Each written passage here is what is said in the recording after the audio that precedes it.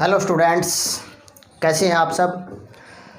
तो बेटा, इस जो कोरोना पैंडमिक के कारण जो बच्चों को मैथ्स में बड़ी डिफ़िकल्टी आई थी और बच्चों की जो डिमांड पे हमने जो ऑनलाइन प्रोग्राम हमने स्टार्ट किया था कंसेप्ट के साथ, जो मैथमेटिक्स का।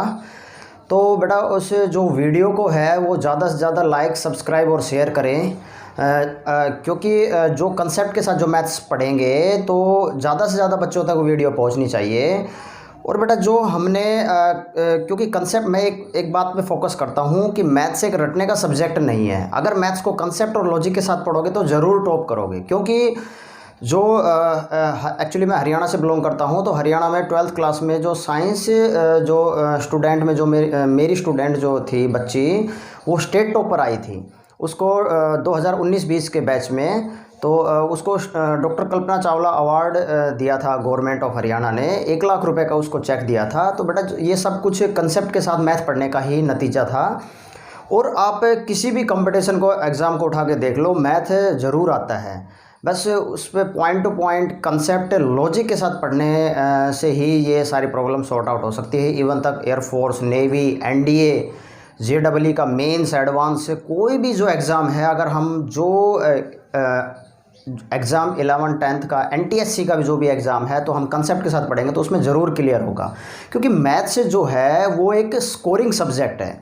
मैथ्स कोई रटने का सब्जेक्ट नहीं है, मैथ्स एक स्कोरिंग सब्जेक्ट है। और आप लोगों की सहूलियत के लिए बेटा, प्रत्येक वीडियो के जो डिस्क्रिप्शन में मैं उसका लिंक देता हूँ। वीडियो जो 10th क्लास की अपलोड करता हूँ या 11th की अपलोड करता हूँ या 12th क्लास की जो अपलोड करता हूँ, उसके डिस्क्रिप्शन में उसमें लिंक, प्रत्येक क्लास का लिंक होता है।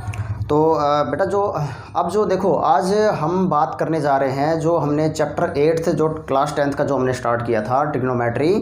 बहुत ही इंटरेस्टिंग, बहुत ही इंपॉर्टेंट जो चैप्टर है वो 11th क्लास के लिए भी है, 12th क्लास के लिए, आगे फर्दर स्टडी जितनी भी करोगे उसमें इम्पोर्टेंट है। तो उसको हम कंटिन्यू करेंगे। और एक्सरसाइज 8.2 का हमने इंट्रोडक्शन जो है हम पढ़ चुके हैं, बट मैं फिर भी थोड़ा सा रिकॉल कर देता हूँ, क्योंकि हम एक्सरसाइज 8.2 हम जो स्टार्ट करेंगे उससे पहले हम थोड़ा सा उसके बारे में पढ़ लेते हैं। ठीक है, तो बेटा, हम एक्सरसाइज 8.2 के बारे में बात करेंगे, लेकिन उससे पहले हम बात कर लेते हैं थोड़ा सा इंट्रोडक्शन के बारे में ट्रिग्नोमेट्री का। तो उस दौरान बेटा मैं थोड़ी सी जो इंट्रोडक्शन उसको रिकॉल कर देता हूँ। हमने जो एक ट्रिग्नोमेट्री टेबल के बारे में बात की थी, तो उसमें मैंने आप लोगों को बताया था साइन और कोस, 2 वैल्यू आप लोग याद रखोगे। एंगल के बारे में हम बात कर चुके थे, जो डिग्री एंगल था और रेडियन एंगल था। तो 0 degree, 30 degree, 45 degree, 60 degree and 90 degree. ठीक है। और साइन 0 0, ये 1/2, 1/√2, √3/2 एंड 1। और ये ऐसे फॉर्मेट में मैंने आपको बताया था कि ये z के फॉर्मेट में होगा। तो ये 1, ये √3/2, 1/√2 एंड 1/2 और 0। ठीक है। उसके बाद मैं बात कर रहा था टेंजेंट की। तो टेन किसके इक्वल होता था बेटा? टेंजेंट इक्वल होगा साइन अपॉन कोस के। ठीक है, साइन अपॉन कोस के ये 0 डिग्री था, और ये इसकी वैल्यू होगी 1/√3, ये 1 होगी, ये √3 होगी, ये इनफाइनाइट, नॉट डिफाइंड। ठीक है। उसके बाद हम बात कर रहे थे इसके कोसिकेंट की। ठीक है, तो कोसिकेंट बेटा रेसिप्रोकल रिलेशन हम पढ़ चुके थे। ये इनफाइनाइट हो गया, ये 2 हो गया, ये √2 हो गया, 2/√3 था एंड 1 था। ठीक है। उसके बाद हम बात करेंगे सीकेंट की, और जो किसका रेसिप्रोकल होता है? कोस का। तो उस दौरान हमने बात की थी बेटा, ये 1, ये 2/√3, ये √2 2, और ये होगा 1/0 इज इक्वल टू इनफाइनाइट। ठीक है।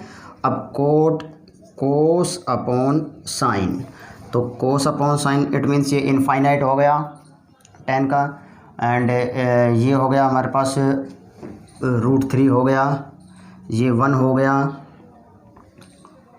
और ये कितना हो गया 1/√3 हो गया, और जो कोट 0 हो गया ये 0 हो गया। ठीक है, तो बेटा इस टेबल के बारे में हम पढ़ चुके थे और इंट्रोडक्शन में हमने बताया भी था, और हमने डिफरेंस भी बताया था कि जो एक्सरसाइज 8.1 और 8.2 में क्या डिफरेंस है। बात दोनों में रेशियो के बारे में हो रही है, बट जो डिफरेंस क्या कहता है उसके बारे में। अब देखो, अब जो हम बात करेंगे एक्सरसाइज 8.2 के बारे में बात करेंगे, कि जो मैं एक्सरसाइज 8.2 के बारे में बता रहा हूँ, तो सबसे पहले बहुत ही इंटरेस्टिंग एक्सरसाइज है, बहुत ही इजी एक्सरसाइज है, और कंपटीशन में भी क्वेश्चन देखने को मिलेंगे। और जो अपने सीबीएसई के पॉइंट ऑफ व्यू से या हरियाणा बोर्ड के पॉइंट ऑफ व्यू से, कोई भी जो स्टेट बोर्ड है उसमें ट्रिग्नोमेट्री के जो क्वेश्चन है ज़रूर पुटअप किए जाएंगे। तो बेटा मैं इसका फर्स्ट जो क्वेश्चन है ये लिख रहा हूँ, cos 30 sin 30 cos 60। अब देखो क्वेश्चन क्या कहता है कि sin 60 degree cos 30 degree plus sin 30 degree into cos 60 degree. तो इसको देखते हैं। हमने जो ट्रिग्नोमेट्री टेबल पढ़ी है इसको भी ध्यान रखते हैं। sin 60 की डिग्री, sin 60 की वैल्यू कितनी होगी बेटा, √3/2। किसकी, √3/2। cos 30, cos में 30 डिग्री कितना हो गया, √3/2 प्लस sin 30, sin की 30 डिग्री में 1/2, एंड cos 60 डिग्री कितना हो गया बेटा, √3/2। तो इसको मैं सोल्व करके sin 30 1/2 और cos 60 की वैल्यू कितनी होगी 1/2। √3 की मल्टीप्लाई करूँगा तो 3, क्योंकि 3 की भी हाफ पावर होगी और दूसरी 3 की भी, तो ये कितना हो गया 4 + 1/4। बेस अगर सेम है तो न्यूमरेटर डायरेक्ट ऐड हो जाएगा, तो मैं इसका एलसीएम ले सकता हूँ। तो 3 + 1 = 4/4 = 1। ये मेरे पास क्या होगा बेटा, रिक्वायर्ड आंसर होगा। अगर अब मैं इस क्वेश्चन से हमें एक बात समझ में आई है, अगर ट्रिग्नोमेट्री टेबल अगर किसी बच्चे को याद रहती है तो इसका मतलब वो क्वेश्चन गलत नहीं हो सकता, क्योंकि जो ट्रिग्नोमेट्री टेबल जो है, अगर इसी 10th क्लास में आप लोग इसको समझ के याद कर सकते हो, तो बेटा 11th क्लास में जो है चैप्टर ट्रिग्नोमेट्री का आता है, और 12th क्लास के अंदर जो इन्वर्स ट्रिग्नोमेट्री का जो चैप्टर आता है उसमें आपको प्रॉब्लम नहीं रहेगी। ठीक है, तो बेटा हम एक और क्वेश्चन ले रहे हैं, इसको मैं रब कर रहा हूँ। चलो बेटा मैं एक जो थोड़ा सा बड़ा क्वेश्चन नज़र आ रहा है, एक क्वेश्चन लेते हैं। 4 secant square 30 degree minus 10 square 45 degree upon sin square 30 degree plus cos square 30 degree. ठीक है, अब देखो टेबल के अकॉर्डिंग cos 60 की वैल्यू कितनी होगी, cos में 60 डिग्री 1/2 हो गया, तो इसका मतलब 1/2 का स्क्वायर। ठीक है, हमने जो स्क्वायर रिलेशन, जब मैंने ट्रिग्नोमेट्री जो चैप्टर स्टार्ट किया था उसमें बेटा मैंने क्वोशेंट रिलेशन, स्क्वायर रिलेशन और फंक्शन का स्क्वायर कब होता है, एंगल का स्क्वायर कब होता है, उसके बारे में बताया था। तो उस वीडियो को ज़रूर देखना बेटा, तब समझ में आएगा कि हमने क्या पढ़ाया था।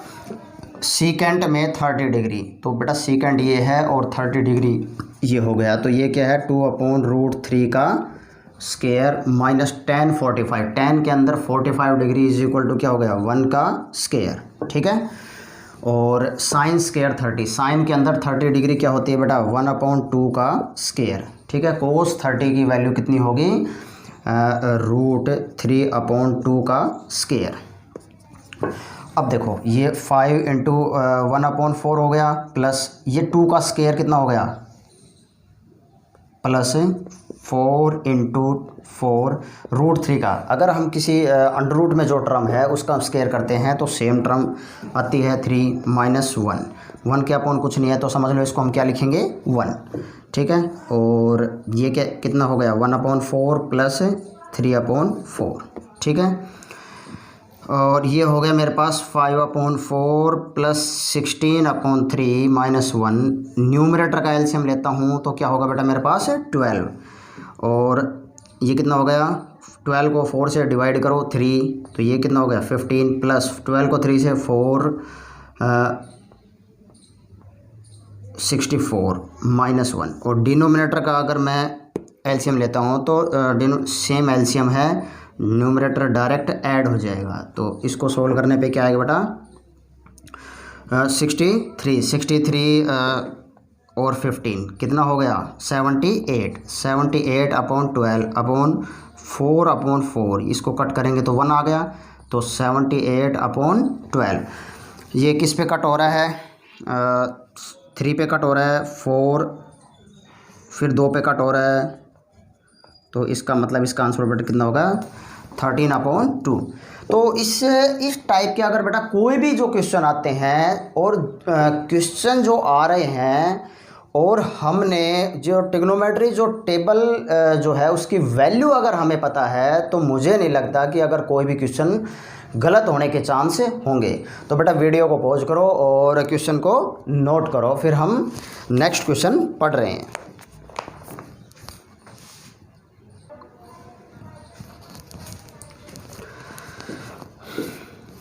देखो बेटा ये इसमें थोड़ी सी मिस्टेक हो गई, इसको एलसीएम हमने 12 लिया था, तो यहाँ पे बेटा कितना आएगा 12, तो इसको मैं ऐड कर रहा हूँ 64 और 15 79 को सब्ट्रैक्ट करेंगे, तो बेटा ये सोल्व करने पे आएगा मेरे पास 67/12। देखो यहाँ पे थोड़ा सा मिस्टेक हो गई, ठीक है। तो अब थोड़ा सा और आगे बढ़ते हैं बेटा हम, कैलकुलेशन जो पार्ट है। अब देखो कैलकुलेशन जो पार्ट है वो सब बच्चे का डिफरेंट होता है। डिफरेंट का मीन्स ये है कि जो बच्चे का एलसीएम लेने का जो तरीका होता है या जो टीचर का जो तरीका होता है वो डिफरेंट होता है, ठीक है। अब बेटा इसके मैंने 2 पार्ट करवाए हैं, जो पहला क्वेश्चन है उसके, और सिर्फ टेबल से रिलेटेड है और आप लोग इसको सोल्व कर सकते हो। अगर सपोज करो फिर भी अगर कोई प्रॉब्लम आती है तो मुझे कमेंट सेक्शन में कमेंट करके ज़रूर बताना, मैं उसको सोल्व करूँगा। अब मैं जो सेकंड क्वेश्चन लेके चल रहा हूँ उसमें चूज़ करना है करेक्ट ऑप्शन हम इसमें चूज़ करेंगे। और सबसे फर्स्ट जो पार्ट है वो ये कहता है 2 tangent 30 degree upon 1 + tan square 30 degree, ठीक है। तो इसको सोल्व करके बताओ कि ऑप्शन में ये साइन 60 डिग्री, बी जो ऑप्शन है कोस 60 डिग्री, सी जो है टेंजेंट 60 डिग्री, और डी ऑप्शन पूछ रहा है साइन 30 डिग्री, ठीक है। अब देखो इसका जो सॉल्यूशन हम करने जा रहे हैं, तो सबसे पहले बेटा इसकी वैल्यू देखो, tan 30 की क्या वैल्यू होगी, यहाँ पे tan 30 की वैल्यू है 2 × 1/√3, ठीक है। 1 प्लस इसमें tan 30 की वैल्यू कितनी होगी 1/√3 का स्क्वायर, तो इसका मतलब मैं लिख सकता हूँ 2/√3 और इसका लिख सकता हूँ 1/1/3। इसका एलसीएम कितना हो गया 3, तो ये 3 + 1, तो 2/√3 अपॉन 4/3। तो इस जब लॉ ऑफ रेडिकल्स कहते हैं कि रेसिप्रोकल अगर टर्म है तो उसको रोटेट हो जाएगी 3/4, तो ये कितना हो गया बेटा 2। अब ये 3 की हाफ पावर है, ये 3 की 1 पावर है, तो जो मैं 3 की 1 पावर है उसको मैं ऐसे लिख सकता हूँ 3 की, और इसको मैं ऐसे भी लिख सकता हूँ बेटा, बेस अगर सेम है तो पावर ऐड होके क्या हो जाएगा, तो इसका मतलब मैं 3 को इस नोटेशन पे लिख सकता हूँ। तो ये कितना होगा √3 × √3 अपॉन √3 × 2, √3 कैंसिल आउट, तो √3 ये आ रहा है। अब ये देखो बेटा √3 किस में होता है, √3 होता है बेटा 60 डिग्री, और ये किस में होगा वैल्यू साइन में। अब देखो इसका आंसर साइन 60 डिग्री हो सकता है, तो साइन 60 डिग्री ऑप्शन में है, बिल्कुल है, तो इसका मतलब इसका आंसर क्या होगा साइन 60, और √3 30 डिग्री पे भी होगा, तो कोस 30 डिग्री ऑप्शन में है नहीं है, तो इसका मतलब इसका आंसर कोस 30 डिग्री नहीं हो सकता, तो इसका आंसर क्या होगा बेटा साइन 60 डिग्री, ठीक है। अब मैं इस वीडियो को पॉज करके क्वेश्चन को नोट डाउन करो, फिर मैं अगला क्वेश्चन आपको बता रहा हूँ। मैं इसको रब कर रहा हूँ बेटा।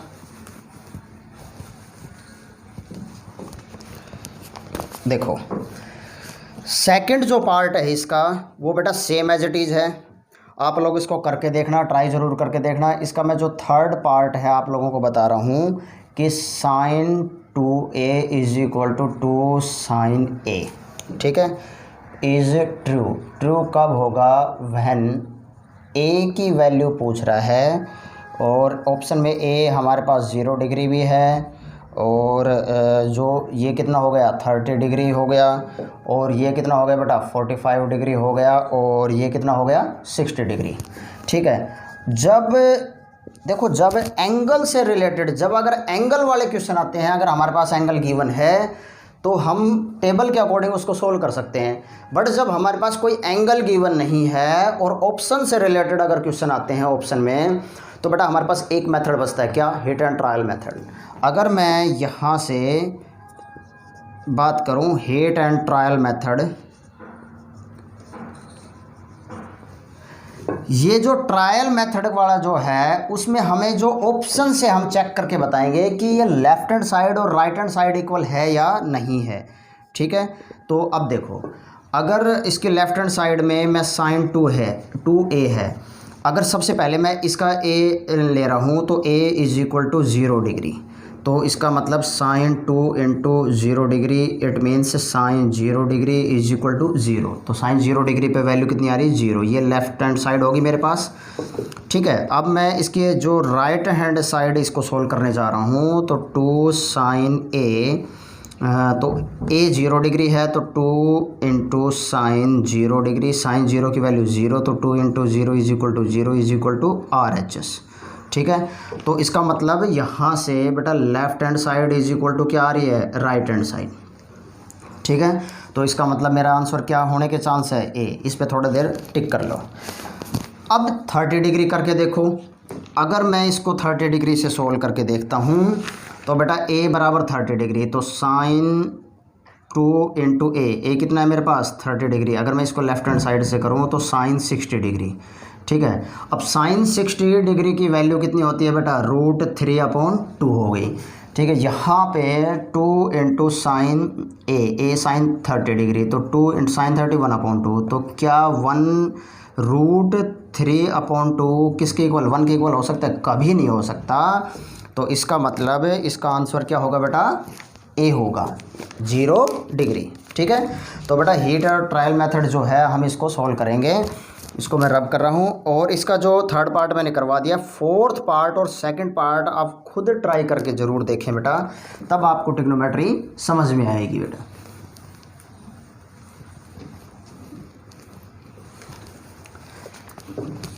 अब देखो, अब बहुत ही इंटरेस्टिंग क्वेश्चन जो है हम ये पढ़ने जा रहे हैं, क्वेश्चन नंबर 3, और ये इम्पोर्टेंट भी है।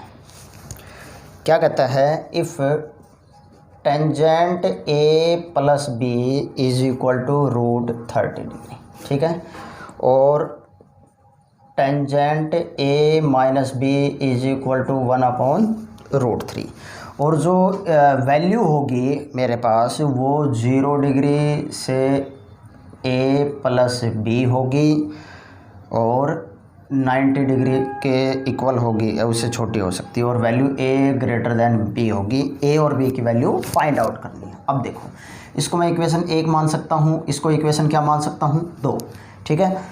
अब यहाँ पे टेंजेंट है और यहाँ √3 है, तो इसकी वैल्यू को मैं tan में कन्वर्ट करूँगा, और tan में कन्वर्ट कैसे करूँगा? अगर मुझे टेबल आती है, ट्रिग्नोमेट्री जो टेबल है, तो उसको मैं इजीली कन्वर्ट कर सकता हूँ, ठीक है। अब tan ये है, tan √3 कब होगा? 60 डिग्री पे, तो इसका मतलब यहाँ पे मैं क्या लिख सकता हूँ? Tangent 60 degree is equal to tangent a plus b, ठीक है। ये इक्वेशन 3 हो गई।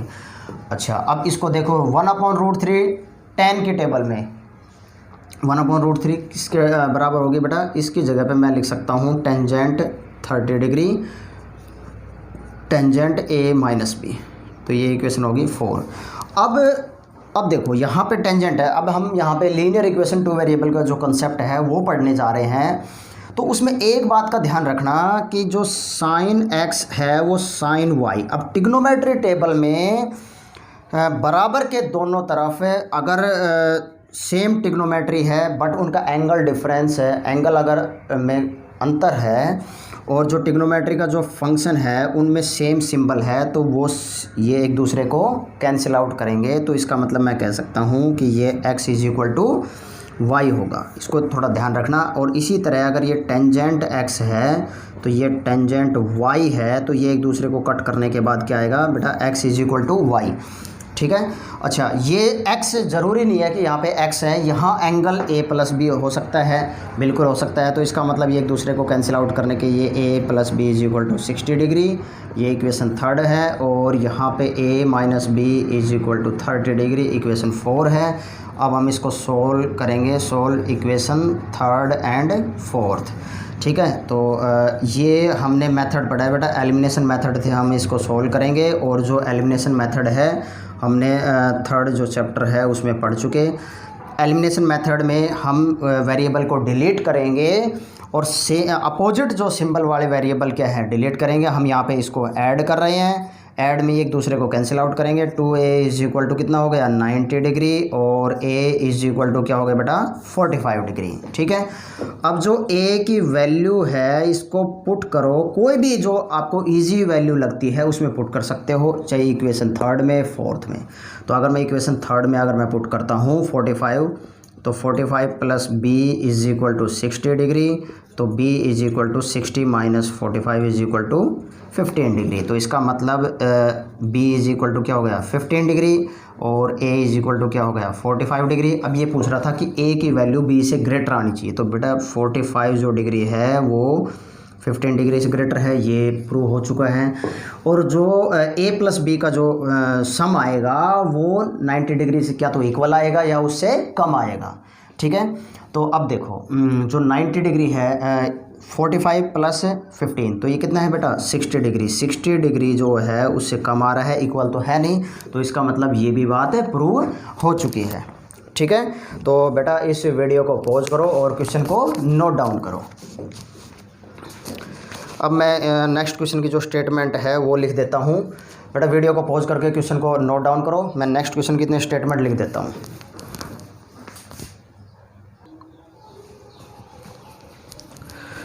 तो बच्चों इस एक्सरसाइज का जो सबसे लास्ट क्वेश्चन जो हमने पढ़ने जा रहे हैं, एक्सरसाइज जो हमारे पास 8.2 का जो सॉल्यूशन जो चल रहा है उसका सबसे लास्ट क्वेश्चन हम पढ़ने जा रहे हैं।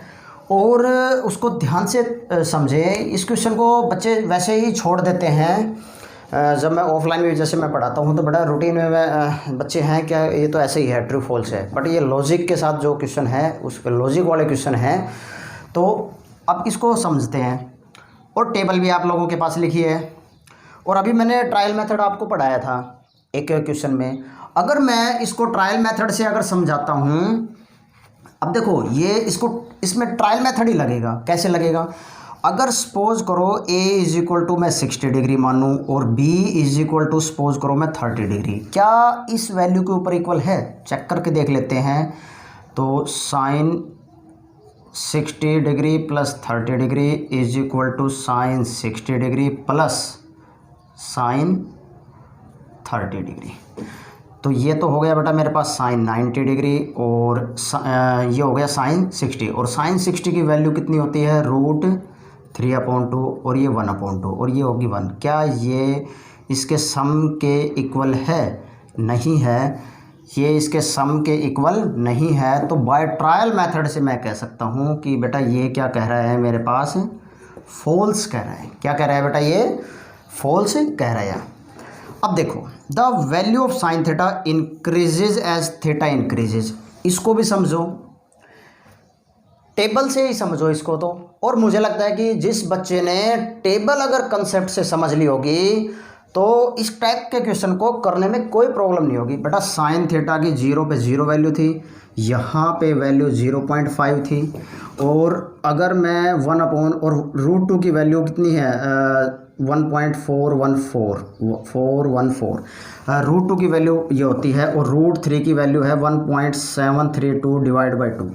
अब जैसे जैसे हम थीटा इंक्रीज़ कर रहे हैं तो बेटा हमारे पास साइन थीटा की वैल्यू पहले 0.5 आ रही है, और 1 को मैं 1.141 से डिवाइड करता हूँ तो अप्रोक्सीमेट वैल्यू आएगी 0.7 ऐसी कुछ आप करके देख लेना बेटा कि 0.7 समथिंग वैल्यू आनी चाहिए। और इसको मैं डिवाइड करता हूँ तो 0.886 ऐसी कुछ वैल्यू आएगी। तो √3/2 को मतलब इससे इंक्रीज़ कर रहा है, फिर लास्ट में क्या वैल्यू आ रही है 90 के ऊपर क्या वैल्यू आ रही है 1। तो इसका मतलब साइन थीटा इंक्रीज़ कर रहा है व्हेन थीटा इंक्रीज। तो ये बेटा बात मेरे पास क्या है ट्रू, ये क्या है बेटा true. The value of cos theta increases, theta increases. अब देखो 0 पे 1 है, फिर उसके बाद 0.8 आ गई, फिर ये है 0.7 आ गई, 0.5 आ गई, ये डिक्रीज़ कर रही है। तो इसका मतलब कोस थीटा की वैल्यू बेटा डिक्रीज़ करेगी वहन थीटा का क्या होगा जब इंक्रीज़ करेगा। बट इसने जो स्टेटमेंट कह रहा है कि कोस थीटा इंक्रीज़ करेगी वहन जब थीटा इंक्रीज़ करेगा, तो इसका मतलब बेटा ये बात फॉल्स है। क्या है ये? फॉल्स है। ठीक है, अब इसका फोर्थ पार्ट को समझते हैं। Sine theta is equal to cos theta for all value of theta. अब साइन थीटा 45 डिग्री पे 1/√2 होता है, कोस 45 पे 1/√2 होता है। तो इसका मतलब और वैल्यू पे ये कह रहा है कि for all value of theta, तो 0 डिग्री पे यहाँ पे 0 है, यहाँ पे 1 है, यहाँ पे 130 पे ये डिफरेंट वैल्यू है। ओनली कितने हैं? ओनली 45 डिग्री पे sine theta is equal to क्या होगा? कोस थीटा होगा। तो इसका मतलब बेटा ये जो स्टेटमेंट है ये क्या है? फॉल्स है। ठीक है, अब cot a is not define a is equal to 0। तो कोट ए को मैं क्या लिख सकता हूँ? अभी मैंने रेसिप्रोकल जो रिलेशन आप लोगों को पढ़ाए थे, और जिन बच्चों ने पिछली वीडियो नहीं देखी है वो ज़रूर देखें। तो बेटा उसमें मैंने एक बात बताई थी कि कोस, इसको मैं क्या लिख सकता हूँ? इसको मैं लिख सकता हूँ कोस ए अपॉन साइन ए। ठीक है, तो कोस ए अपॉन साइन ए, और कोस ए 0 डिग्री, तो कोस ए की वैल्यू 0 डिग्री और साइन 0 डिग्री। तो कोस 0 डिग्री किसके? कोस 0 डिग्री पे 1 और साइन 0 पे 1। तो ये infinite, it means not define को फॉलो करेगा। समझ गए? तो बेटा इस वीडियो में हमने एक्सरसाइज 8.2 का कंप्लीट सॉल्यूशन पढ़ा है, और जिन बच्चों को समझ में नहीं आया तो बेटा फिर भी मुझे कमेंट करके बताएं, मैं उनको ज़रूर उसका सॉल्यूशन दोबारा बताऊंगा। और बेटा जो कंसेप्ट के साथ मैं आपको बता रहा हूँ, कंसेप्ट और लॉजिक के साथ अगर मैथ्स पढ़ोगे तो मैथ्स से एक स्कोरिंग सब्जेक्ट है। और वीडियो को ज़्यादा से ज़्यादा लाइक, सब्सक्राइब और शेयर करें, ताकि कंसेप्ट के साथ पढ़ने वाले बच्चे हैं या कंपटीशन की जो तैयारी करने वाले बच्चे हैं उनके पास वीडियो पहुँचे। और NTSC, NDA, एयरफोर्स, नेवी की जो कंपटीशन के एग्ज़ाम है, या जितनी भी JEE की में भी अगर बैठोगे तो उसमें भी इन्वर्स ट्रिग्नोमेट्री का जो क्वेश्चन पुटअप किया जाता है 12th क्लास से या 11th क्लास से, तो उसमें भी कहीं टेबल ज़रूर आती है बेटा। ट्रिग्नोमेट्री टेबल सेम रहेगी। तो बेटा वीडियो को ज़्यादा से ज़्यादा सब्सक्राइब करें, लाइक करें, शेयर करें। और नेक्स्ट जो वीडियो है उसमें हम नेक्स्ट एक्सरसाइज है जो भी, उसका हम इंट्रोडक्शन पढ़ेंगे। Thank you.